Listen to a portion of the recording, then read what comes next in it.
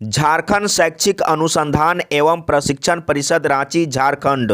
और यहाँ पर लिखा हुआ है प्रथम सावधिक परीक्षा 2021-22। कहने का मतलब है 2021-22 का मॉडल प्रश्न पत्र है। यहाँ पर कक्षा 10 लिखा हुआ है, विषय विज्ञान, समय 1.5 घंटा, पूर्णांक 40 नंबर। चलिए शुरू करते हैं। और इससे पहले मैं 4 सेट बना चुका हूं। अगर आप नहीं देखे होंगे तो चारों वीडियो को देख लीजिए, क्योंकि वेरी वेरी इंपॉर्टेंट प्रश्न है। अब चलते हैं प्रश्न की ओर।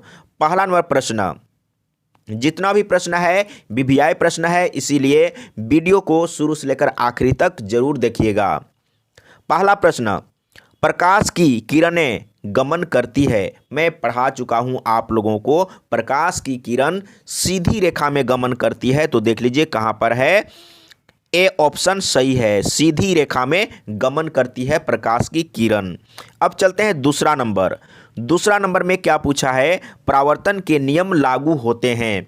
पहला नंबर को पढ़िए, केवल समतल दर्पण पर, यानी कि समतल दर्पण पर भी लागू होगा।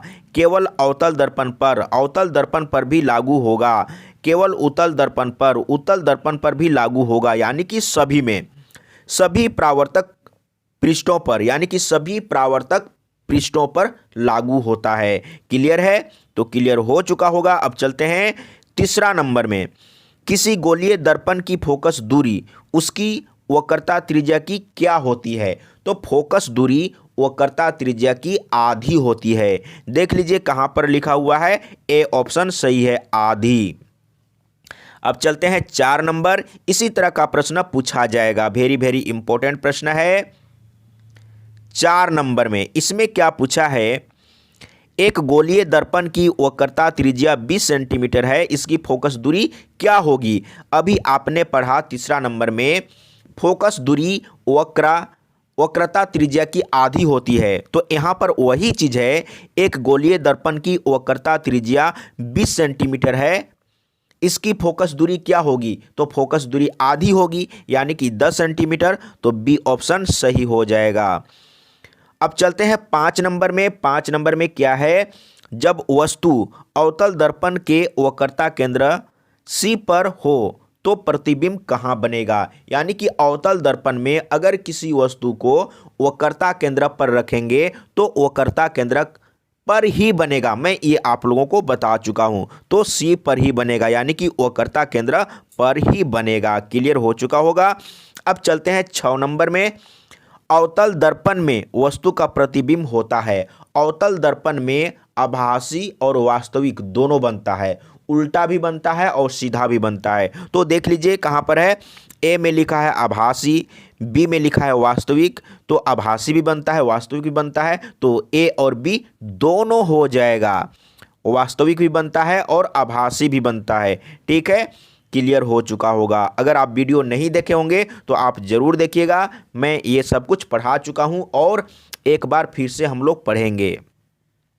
अगला प्रश्न है 7 नंबर। 7 नंबर को पढ़ के एक बार समझिए, इसमें क्या है, वाहनों के पश्च दृश्य दर्पण के रूप में किस दर्पण का उपयोग किया जाता है? यानी कि पीछे का वस्तु को देखने के लिए या पीछे का गाड़ी को देखने के लिए कौन सा दर्पण का यूज किया जाता है? तो मैं आप लोगों को बहुत बार बोल चुका हूं, बता चुका हूं, उत्तल दर्पण का उपयोग किया जाता है। यानी कि गाड़ी के जो ड्राइवर होता है, ड्राइवर के जो साइड में मिरर लगा हुआ रहता है, दर्पण लगा हुआ रहता है, वो उत्तल दर्पण होता है, जो कि पीछे का वस्तु को देखने के लिए यूज किया जाता है।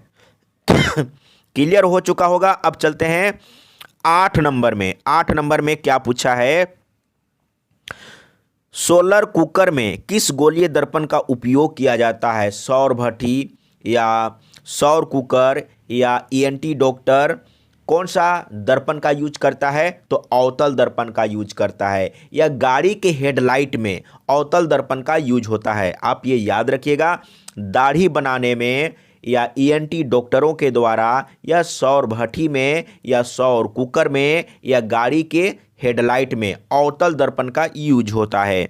तो अवतल दर्पण ए ऑप्शन सही है। ठीक है, इसी तरीके से आपको पढ़ना है और समझना है, एक भी प्रश्न को छोड़ना नहीं है, 40 में 40 नंबर लाना है।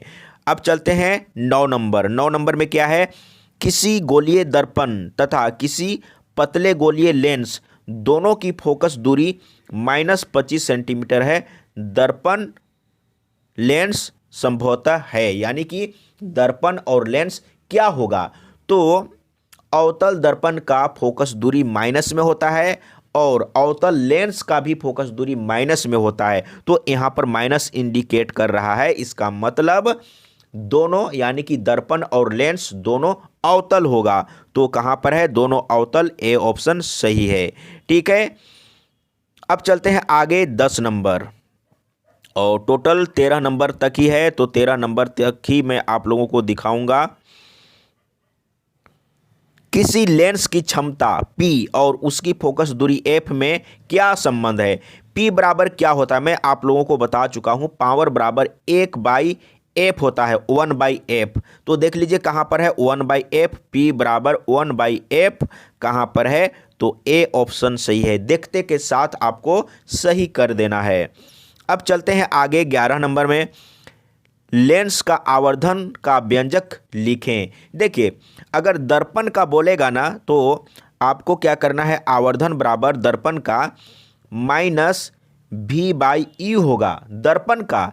लेकिन अगर लेंस का बोला है तो आवर्धन यानी कि m बराबर होगा v/u, प्लस में होगा, लेकिन दर्पण वाला माइनस में होता है। ठीक है, तो यहां पर देख लीजिए क्या बोला है, लेंस का आवर्धन का व्यंजक लिखें, तो v/u, यहां पर देखिए v/u, लेकिन यहां पर भी v/u है, लेकिन ये माइनस में है, तो A ऑप्शन सही नहीं होगा। सही क्या होगा, तो D ऑप्शन सही हो जाएगा। क्लियर है। अब चलते हैं 12 नंबर, सामान्य दृष्टि के वयस्क के लिए सुस्पष्ट दर्शन की अल्पतम दूरी होती है लगभग, यानी कि न्यूनतम दूरी आपसे पूछा है, स्पष्ट देखने की न्यूनतम दूरी क्या होता है। बहुत बार मैं इसको रिपीट कर चुका हूं, तो 25 सेंटीमीटर देख लीजिए। और यहां पर याद रखिएगा, जैसे 25 मीटर भी लिखा हुआ है और 25 सेंटीमीटर भी लिखा हुआ है, तो क्या होगा, तो 25 सेंटीमीटर याद रखिएगा हमेशा के लिए, नहीं तो मिस्टेक हो जाएगा। 13 नंबर एंड लास्ट नंबर, नेत्र के द्वारा किसी वस्तु का कैसा प्रतिबिंब बनता है। नेत्र के द्वारा यानी कि नेत्र में, मानव नेत्र में उत्तल लेंस होता है और उत्तल लेंस में वास्तविक प्रतिबिंब बनेगा, यानी कि वास्तविक भी बनता है और आभासी भी बनता है। लेकिन मानव नेत्र में जो प्रतिबिंब बनता है वो वास्तविक और उल्टा बनता है। तो देख लीजिए वास्तविक और उल्टा कहां पर है, ए ऑप्शन सही है। 13 नंबर में ए ऑप्शन सही है, वास्तविक और उल्टा। इस तरीके से आपको पढ़ना है ताकि एक भी प्रश्न नहीं छूटना चाहिए।